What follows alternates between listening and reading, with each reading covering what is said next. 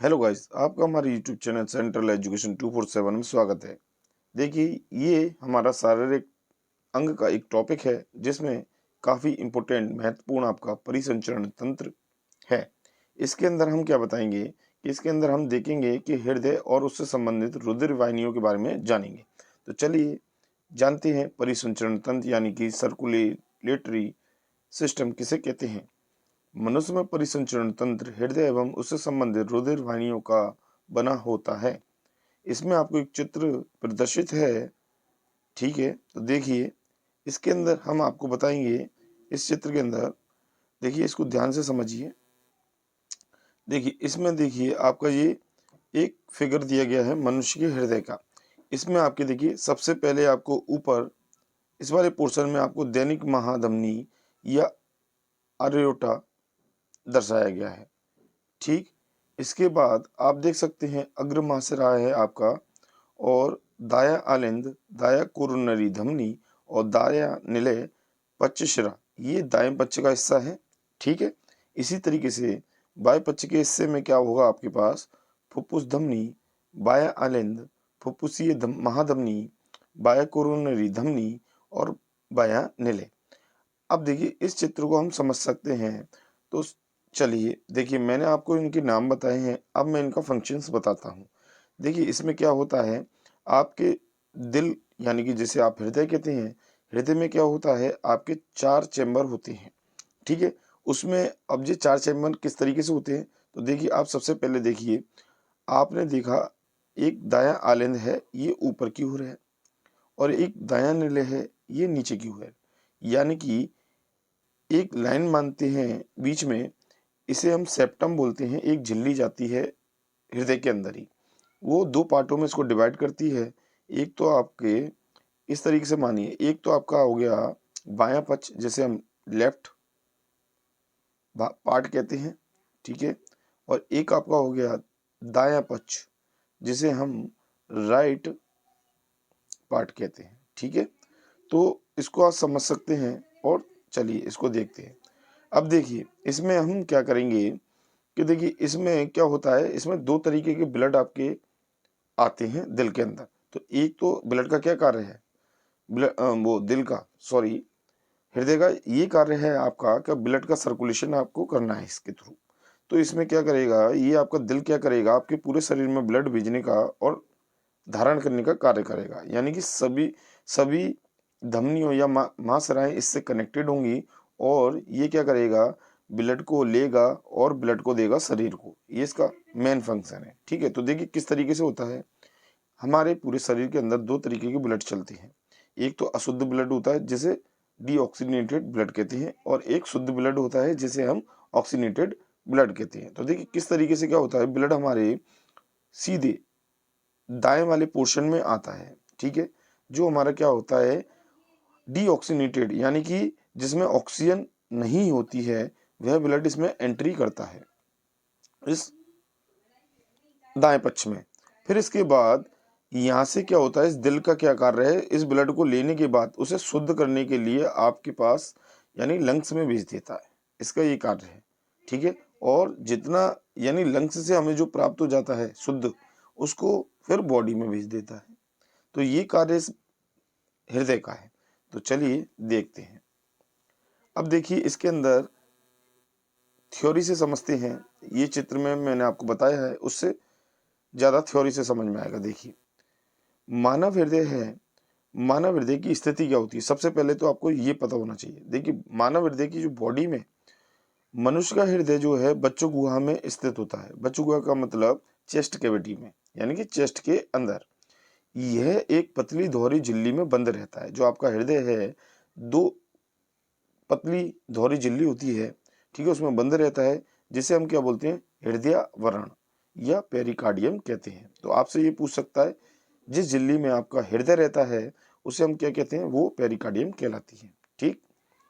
दोनों झिल्लियों के बीच एक तरल पदार्थ भरा होता है, इसे हृदयावरणी द्रव या पेरिकार्डियल द्रव कहते हैं।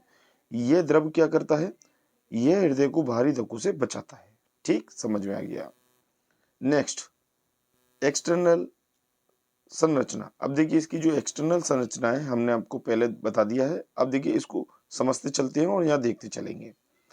देखिए हृदय की बाह्य संरचना यानी एक्सटर्नल स्ट्रक्चर, मनुष्य का हृदय गहरे लाल रंग की त्रिकोणी मसल संरचना से बना होता है। तो देखिए त्रिकोणी आकृति है, ठीक है, और ये मसल से यानी मसल से बना होता है।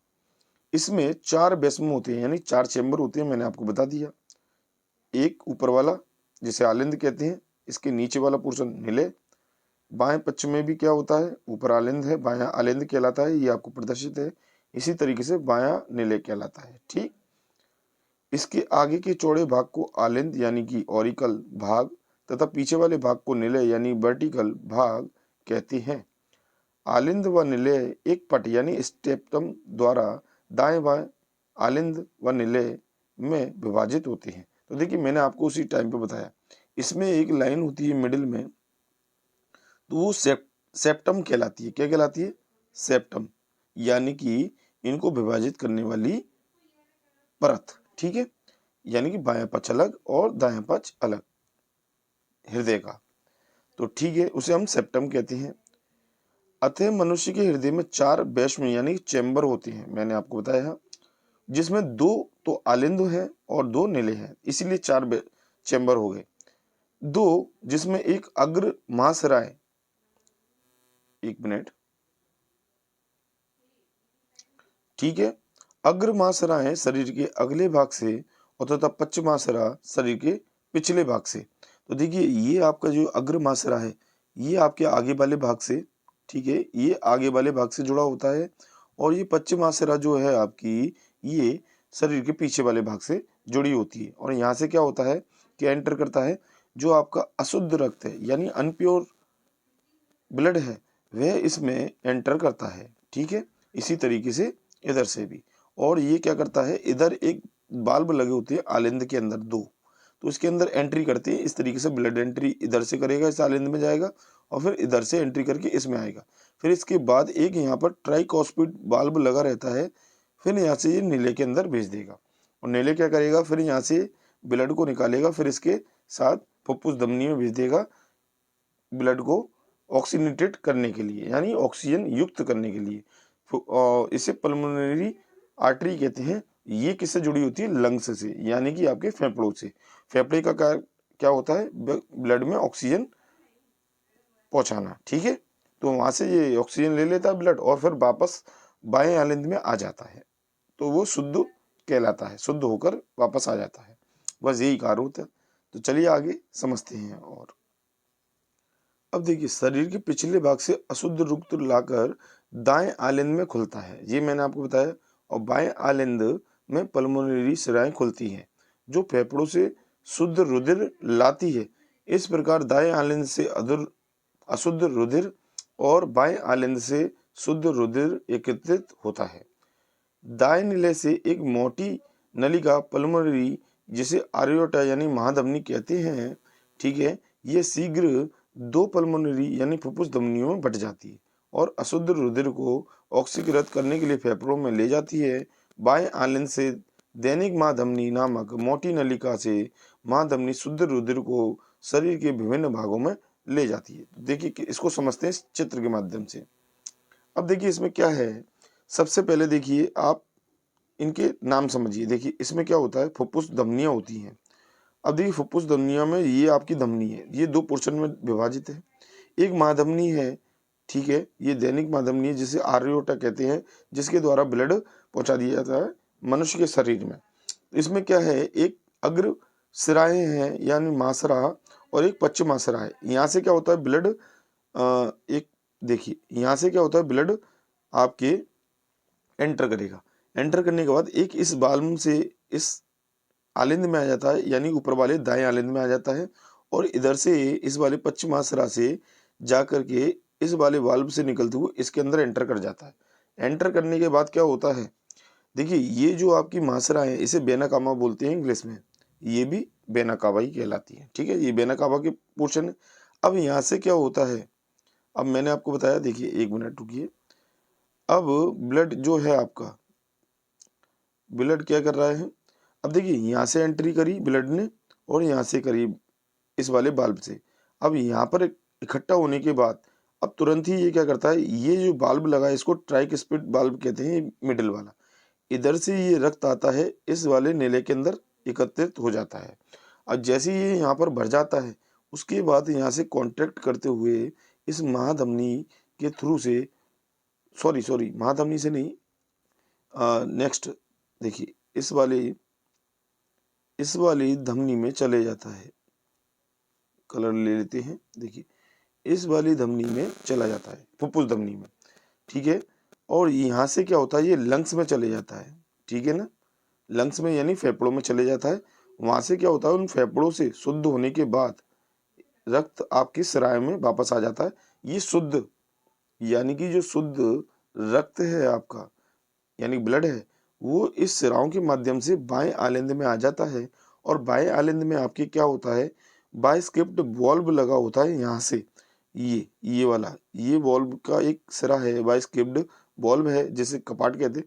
इसमें आने के बाद ब्लड इसमें जैसे ही बढ़ जाता है, फिर इसके बाद इस वाले रास्ते से होते हुए इस वाली महाधमनी में चले जाता है और ब्लड पूरा शरीर में, मानव शरीर में सभी जगह भेज दिया जाता है।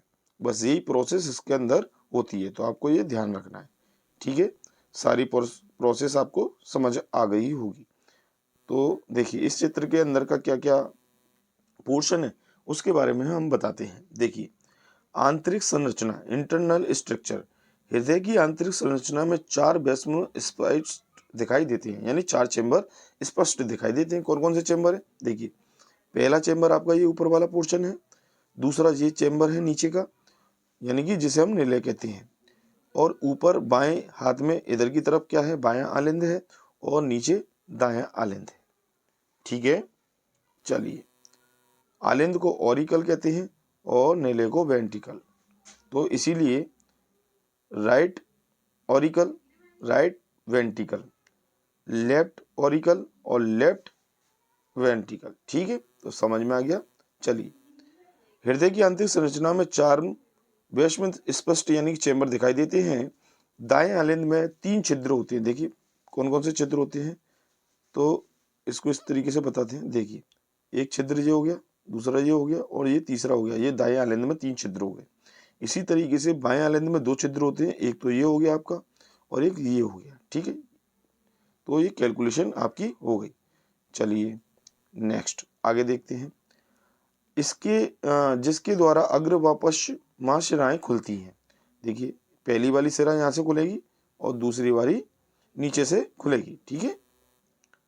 इन छिद्रों के बीच में एक कपाट या नोड लगा रहता है। अब देखिए नोड क्या होता है, नोड इसमें आपको प्रदर्शित नहीं हो रहा है, पर इसके अंदर एक साइड में नोड होता है।